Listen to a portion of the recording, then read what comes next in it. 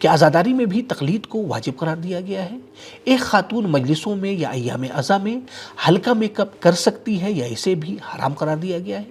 محرم کے 10 دنوں میں کیا ہم اپنے مرحومین کے لیے ایصال ثواب کر سکتے ہیں یا اسے بھی صحیح نہیں قرار دیا گیا ہے؟ آئے ان سوالات کے جوابات جانتے ہیں اس ویڈیو میں۔ سبیل کمنٹ وہ پروگرام ہے جس میں آپ اپنا سوال ہمیں کمنٹ باکس میں بھیجتے ہیں اور ان میں سے سلیکٹڈ سوالوں کا جواب پوری دنیا میں 100 سے زیادہ علماء کے ذریعے دیا جاتا ہے۔ بسم اللہ الرحمن الرحیم، اللہم صلی علی محمد وآل محمد وعجل فرجہم۔ ناظرین کرام السلام علیکم۔ ناظرین یہ چلتے ہیں اپنے پروگرام کو شروع کرتے ہیں پیغمبر اکرم صلی اللہ علیہ وآلہ وسلم کی ایک نورانی حدیث کے ذریعے سے۔ پیغمبر اکرم صلی اللہ علیہ وآلہ وسلم کا ارشاد گرامی ہے، اشبہکم بی احسنکم خلقا، تم میں سب سے زیادہ مجھ سے مشابہ وہ ہے جو سب سے اچھا اخلاق رکھتا ہو۔ تو آئے اسی نورانی حدیث کے ساتھ چلتے ہیں اپنے پہلے سوال کی طرف۔ پہلا سوال ہے کہ کیا محرم کے 10 دنوں میں خاص کر مجلسوں میں لائٹ میک اپ بھی حرام قرار دیا گیا ہے یا پھر ہم ہلکا میک اپ کر سکتے ہیں؟ آئے جواب سنتے ہیں مولانا کی زبانی۔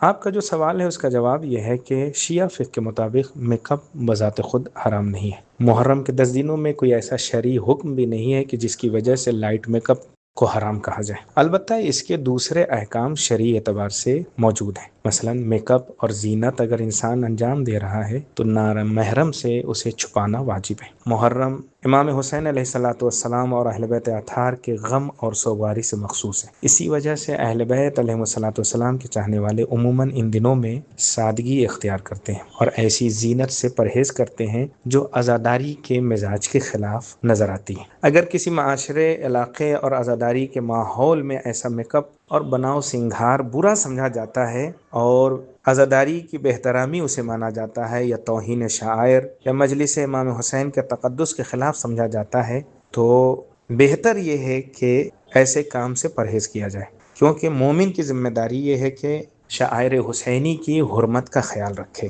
اور عزاداری کے احترام کو اپنی نظروں میں رکھے۔ اس اعتبار سے میک اپ کرنا، لائٹ میک اپ کرنا بذات خود حرام نہیں ہے، لیکن اگر عزاداری کا تقدس پامال ہو رہا ہے تو پھر اس سے پرہیز کیا جائے، یہ زیادہ بہتر ہے۔ دوستو اگر آپ نے ابھی تک ہمارے چینل کو سبسکرائب نہیں کیا ہے تو ہماری آپ سے گزارش ہے کہ آپ ہمارے چینل کو ضرور سبسکرائب کریں، ساتھ ہی ساتھ اپنے دیگر دوستوں کے ساتھ بھی ہمارے اس پروگرام کو شیئر کریں۔ تو آئے چلتے ہیں اپنے اگلے سوال کی طرف۔ اگلا سوال یہ کیا گیا ہے، کیا عزاداری میں بھی تقلید واجب ہے جبکہ عزاداری اصول دین میں سے ہے، یا پھر ہم اپنے مطابق عمل کر سکتے ہیں، کسی کی تقلید نہ کریں؟ آئے جواب سنتے ہیں مولانا کی زبانی۔ بسم اللہ الرحمن الرحیم۔ دیکھیں، عزاداری امام حسین علیہ السلام ہمارے دین کے عظیم شاعر میں سے ہے اور اس کی بنیاد اہل بیت علیہ السلام کی محبت اور ان کے حق ہونے کے عقیدے پر ہے، لیکن جب عزاداری کے طریقوں اور اس سے متعلق احکام کی بات آتی ہے تو یہ عمل کا مسئلہ بن جاتا ہے، اور شیعہ فقہ کا اصول یہ ہے کہ جہاں عمل کا مرحلہ آئے گا وہاں انسان یا تو خود مجتہد ہو اور اپنے نظریات پر عمل کرے یا تو پھر اپنے مرجع تقلید کی طرف رجوع کرے گا۔ اپنی طرف سے کسی عمل کو دین کا حصہ قرار دینا صحیح نہیں ہے۔ بعض لوگ کہتے ہیں کہ چونکہ عزاداری کا تعلق عقیدے سے ہے اس لیے اس میں تقلید کی ضرورت نہیں ہے، یہ بات بالکل نادرست ہے۔ عقیدہ اپنی جگہ ہے، لیکن جب سوال یہ ہو کہ فلاں کام عزاداری میں جائز ہے یا جائز نہیں ہے، فلاں طریقہ صحیح ہے یا صحیح نہیں ہے، تو اس کا جواب فقہ اور مرجع تقلید سے لیا جائے گا۔ میں سادہ لفظوں میں اگر کہوں تو امام حسین علیہ السلام سے محبت اور ان کے غم میں شریک ہونا ہمارا عقیدہ ہے، لیکن عزاداری کیسے کرنی ہے اور اس کی شرعی حدود کیا ہیں یہ فقہی مسئلہ ہے اور یہ مرجع تقلید ہی بتائے گا۔ اس لیے کہنا درست ہے کہ عزاداری ضرور کریں، لیکن جس جگہ شرعی حکم اور عمل کا مسئلہ ہے وہاں اپنے مرجع تقلید کی ہدایت کے مطابق عمل کریں، کیونکہ شیعہ فقہ میں ہر عملی مسئلہ یا اجتہاد سے ثابت ہوتا ہے یا تقلید سے، صرف ذاتی رائے سے نہیں۔ والسلام علیکم ورحمۃ اللہ۔ مومنین کرام، سبیل میڈیا گروپ ان تمام مومنین جوانوں کا تہ دل سے شکریہ ادا کرتا ہے کہ جنہوں نے ابھی تک کسی بھی طریقے سے سبیل میڈیا گروپ کو سپورٹ کیا ہے۔ مزید سپورٹ کے لیے پیٹریون کے ذریعے سے منتھلی ممبرشپ حاصل کر سکتے ہیں، اسی طریقے سے خمس کی رقم کے ذریعے سے بھی سبیل میڈیا گروپ کو سپورٹ کر سکتے ہیں۔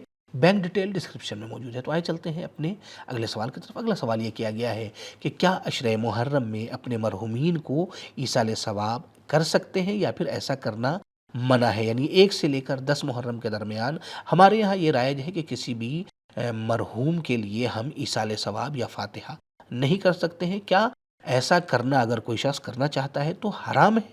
آئے جواب سنتے ہیں مولانا کی زبانی۔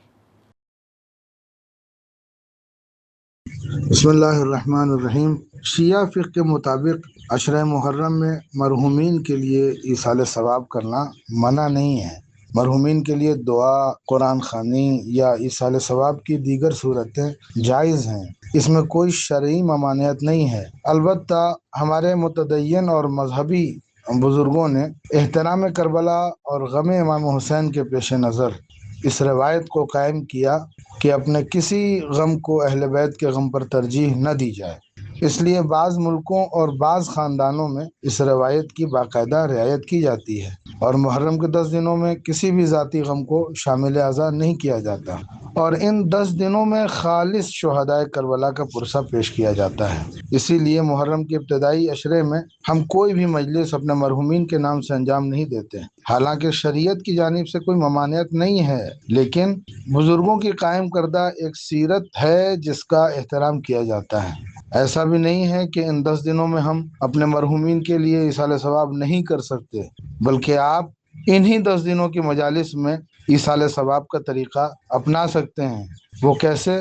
آپ مجلس میں شرکت کر کے، گریہ کر کے، ماتم کر کے، تبرک تقسیم کر کے یا دیگر کوئی کار خیر انجام دے کے نیت کر سکتے ہیں کہ اس کار خیر کا ثواب ہمارے فلاں مرحومین کو حاصل ہو۔ یاد رکھیے، 10 دنوں میں ایصال ثواب یا فاتحہ خوانی نہ کرنا یہ ہمارے جذبات اور ہماری عقیدت سے تعلق رکھتا ہے، تاکہ ہم اس بات کا اظہار کر سکیں کہ ہم نے اہل بیت کے غم کو اپنے غم پر ترجیح دی ہے، اور یہ ایصال ثواب نہ کرنے کی شریعت میں کسی قسم کی کوئی تاکید نہیں ہے۔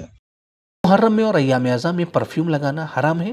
اگر کسی خاتون کو اس کے شوہر جلوس میں جانے کی اجازت نہ دیں تو ایسی صورت میں ایسی خاتون کی ذمہ داری کیا ہے؟ محرم کے ابتدائی 10 دنوں میں سر میں تیل لگانا یا ناخن کاٹنا صحیح ہے یا صحیح نہیں ہے؟ ان اہم سوالات کے جوابات جانتے ہیں